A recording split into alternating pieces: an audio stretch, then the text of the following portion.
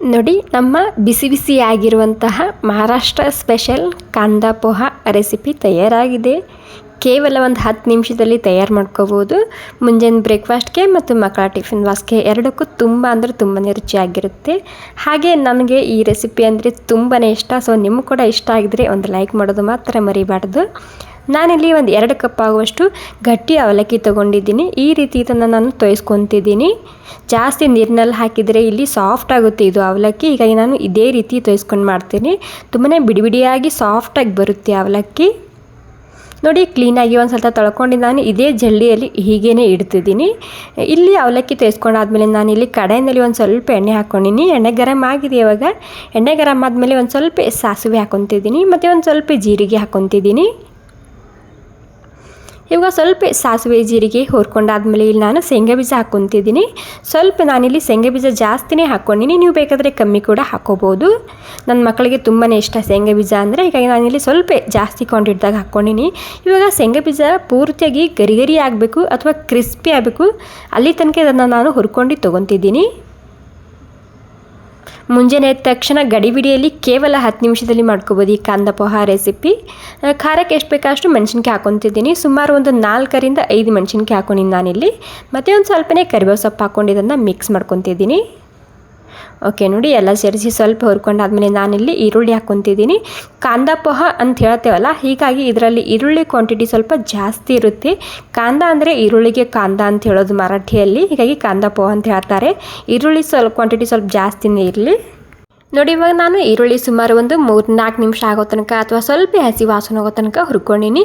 1 table spoon ಆಗುವಷ್ಟು ಸಕ್ಕರೆ ಹಾಕ್ಕೊತಿದ್ದೀನಿ ಮತ್ತು ಒಂದು ಅರ್ಧ ಟೇಬಲ್ ಸ್ಪೂನ್ ಆಗುವಷ್ಟು ಅರಿಶಿಣ ಮತ್ತು ರುಚಿಗೆ ತಕ್ಕಷ್ಟು ಉಪ್ಪು ಹಾಕ್ಕೊತಿದ್ದೀನಿ.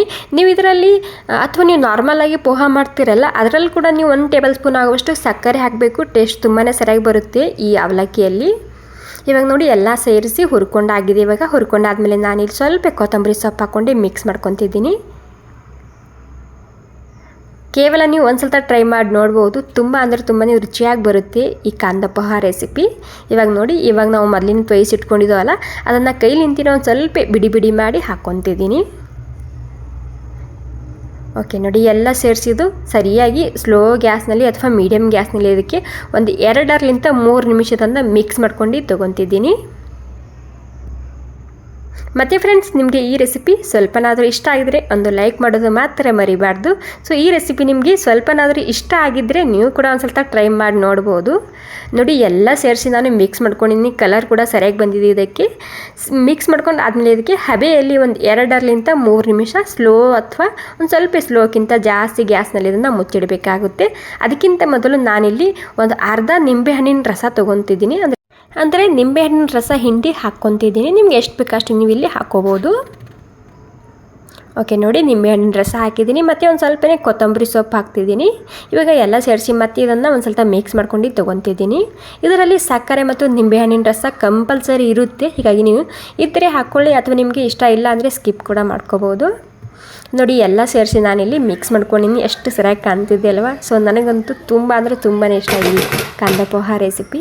ಇವಾಗ ಮಿಕ್ಸ್ ಮಾಡ್ಕೊಂಡಿದ್ದೀನಿ. ಮಿಕ್ಸ್ ಮಾಡ್ಕೊಂಡು ಆದಮೇಲೆ ಹಬೆಯಲ್ಲಿ ಇದಕ್ಕೆ ಒಂದು 2-3 ನಿಮಿಷ ನಾನು ಮುಚ್ಚಿಡ್ತಿದ್ದೀನಿ. ನೋಡಿ, ಇವಾಗ ಒಂದು 2ರಿಂದ 3 ನಿಮಿಷ ಆಗೋ ತನಕ ನಾನು ಸ್ಲೋ ಗ್ಯಾಸ್ನಲ್ಲಿ ಮುಚ್ಚಿಟ್ಟಿದ್ದ ನಮ್ಮ ರುಚಿಯಾಗಿರುವಂತಹ ಆರೋಗ್ಯಕರವಾಗಿರುವಂತಹ ಮತ್ತು ಮಹಾರಾಷ್ಟ್ರ ಸ್ಪೆಷಲ್ ರೆಸಿಪಿ ತಯಾರಾಗಿದೆ. Okay friends, thank you so much ಎಲ್ರಿಗೂ.